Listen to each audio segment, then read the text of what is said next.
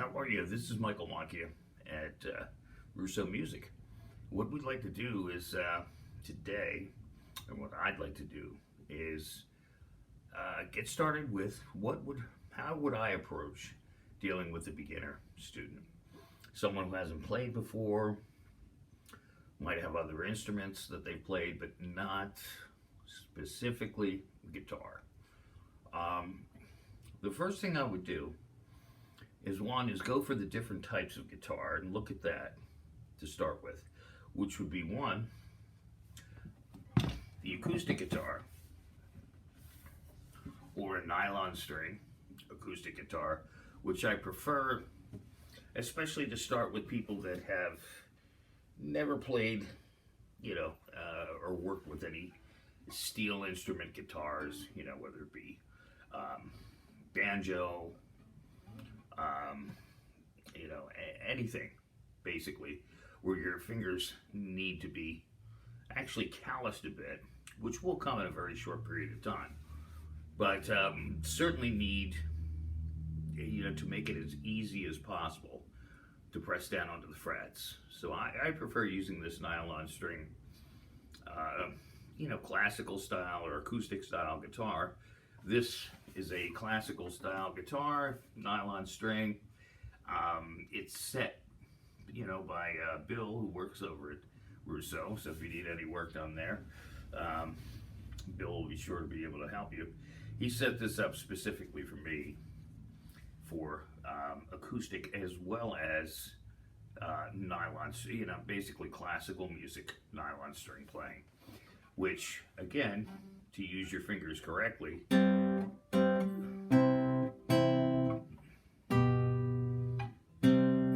the action on this is a little lower, so I can actually,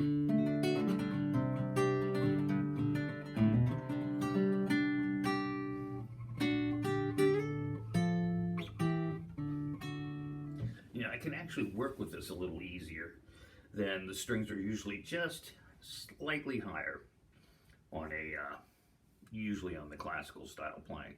But again, that can be adjusted. And again, we can have that done over at the, workshop there at Russo. The other thing is, I feel for the younger students, again, this acoustic style guitar is the best way to start. If you can work with an acoustic guitar and work on dynamics, sound where it's, the guitar is loud or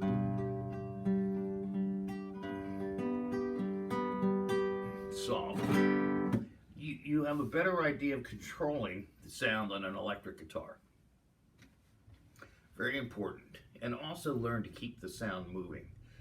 Many times people playing electric guitars to start with, you can kind of use the volume from the electric guitar just to have things sustain, whereas with an acoustic guitar, you need to keep the sound moving all the time. Now, those are some things as you move along. The nicest thing is here is that we are able to work with you individually, in your approach to lessons. This is not giving individual lessons with a prerequisite in mind, when you have to have X amount of work done, or you get a room of 50 people and you're all sitting there trying to get the same exercises for 50 people, and that might not work at first. That's the whole luxury, and that's the whole need for individual lessons, even before you get into group lessons. It's really important to deal with the student and their ability to progress and their ability and their age group and individualize the lessons for them.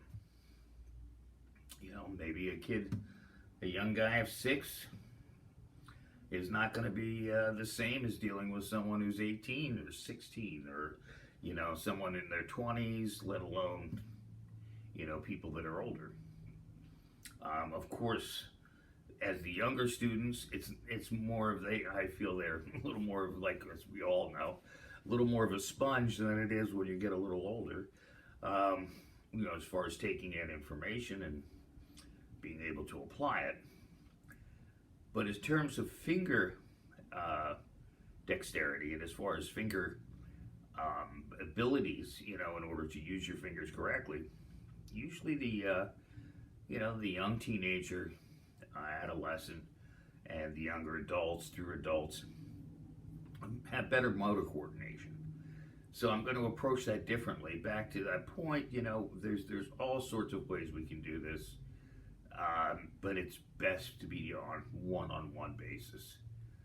Then you can move into a group, which we will also provide at Russo. So let's get started here with one. What I would use as an example for approaching a child, whereas I would approach it differently if I were dealing with, an adult. The first thing is, let's just use a pick at first. I don't like seeing people play using their finger exercise, where they're just going. That's not the way to finger pick, whether it be working with the different styles of finger picking. You really want to be able to get that whole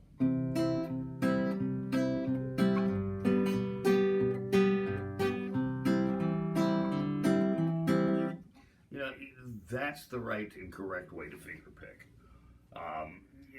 Let's use a pick at first, and that's what I tell people, and work on some exercises.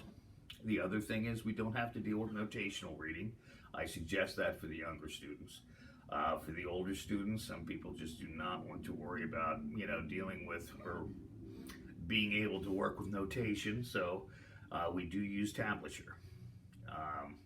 And I actually use both with adult, adolescent, and, the teenagers, for this.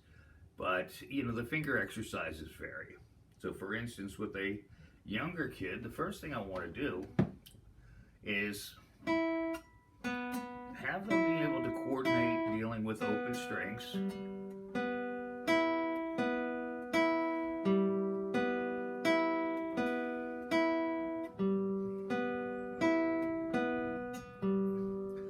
Being able to actually feel comfortable with moving from string to string with their right hand.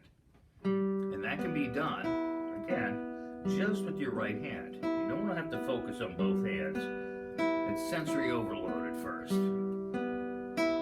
Now, if we are to add both hands, what I would like them to do, or any of my students, is just get them at first to get the whole motion down of being able to use your thumb, like this, as well as your fingers in the whole pulsing motion.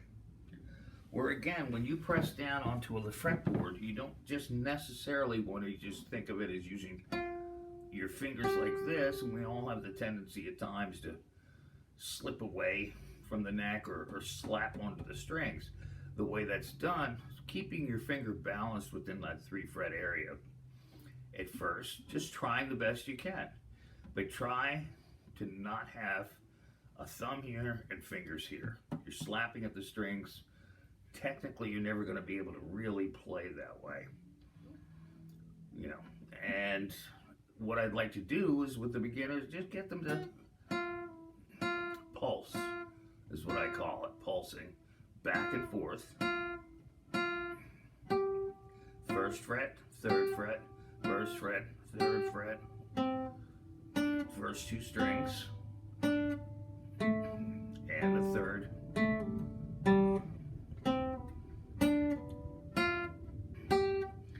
If you work on that to start with, you'll be able to move from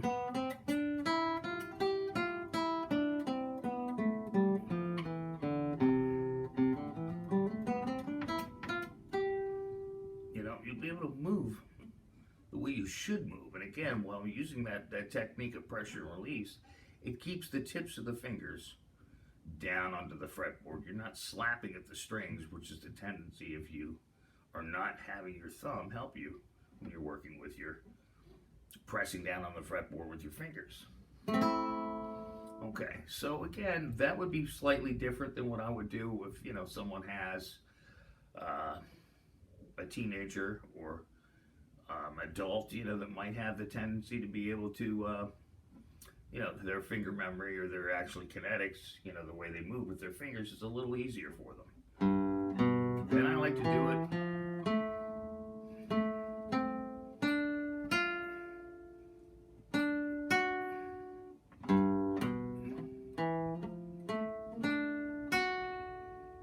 I like to do it like that because that way you're dealing with the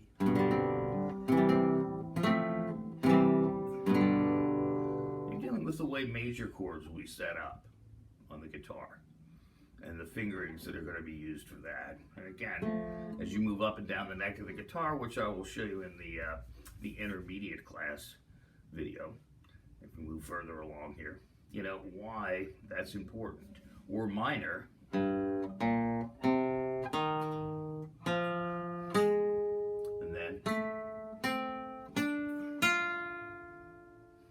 Why it's important, because those shapes are going to be used all over the neck of the guitar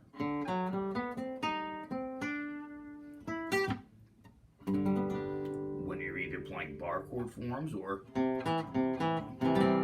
C major. You see how you've got 3 2 3 2 3 2 3 2. It's for the G chord. That's major. If I were to play minor,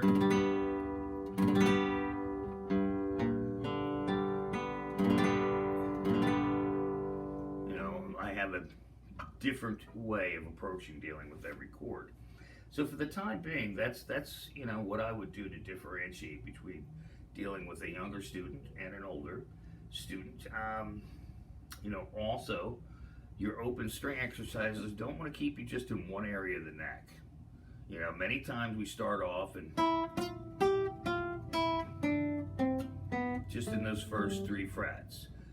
Really what we get to do, and again, the way the guitar is tuned and the way you're going to feel much better about or more comfortable with moving up the neck of the guitar is to start with it from the beginning.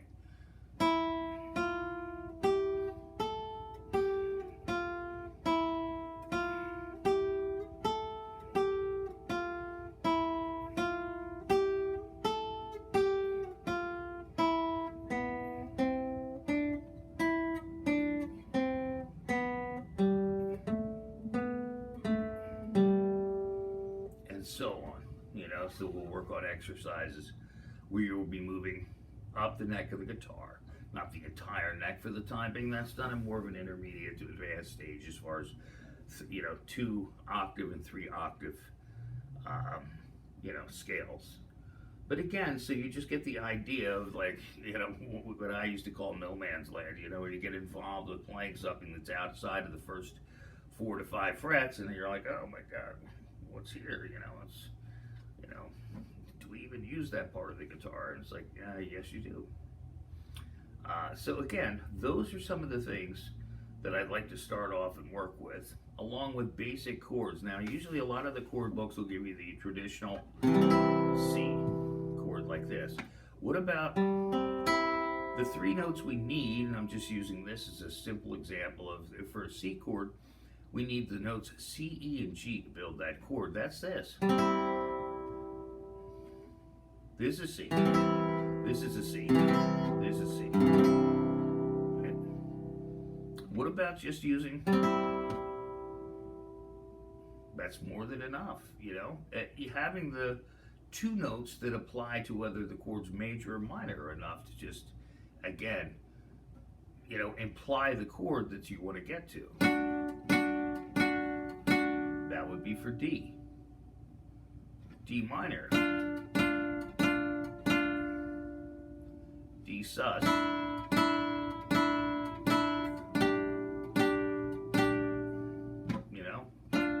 Or D7.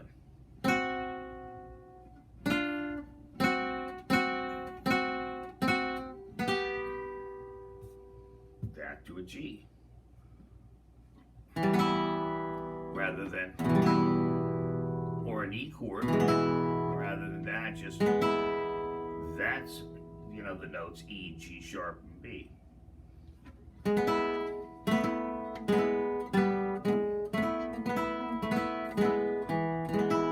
you want to learn these because you basically want to be able to, again, accompany someone else also. If I'm playing with a keyboard player or other people, I don't want to play necessarily full chord, what we call, your standard full chord shapes.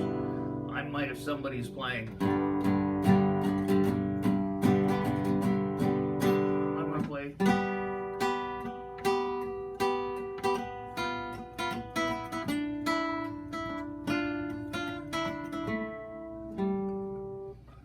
As just a small accompaniment, but it's good to know all of those, because many times with melody you can also use two notes, not just three, or not just a chord. You can play chord melody, and you can play chord melody using more than one note at a time.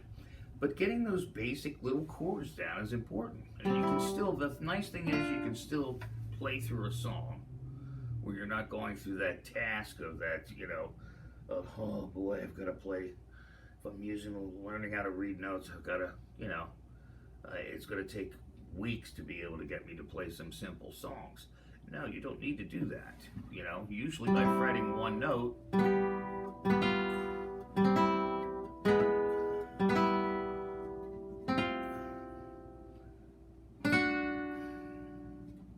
right? I mean, those are all.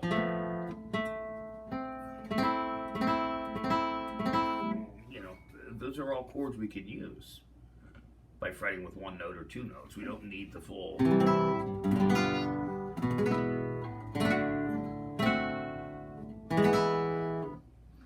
So again, that's my approach towards dealing with beginning work. The nice thing is that we can actually sit down with you and just work individually. Again, some people pick up faster than others. And the frustration is when you don't have somebody that's able to sit down, slow the process down, or speed it up as necessary, when you're learning to play the guitar. That's about it. I hope to visit with many of you as you come into the store, or, by watching this video. I hope it gives you somewhat of an overview as far as how to start and approach dealing with the beginning guitar. Thank you. Okay.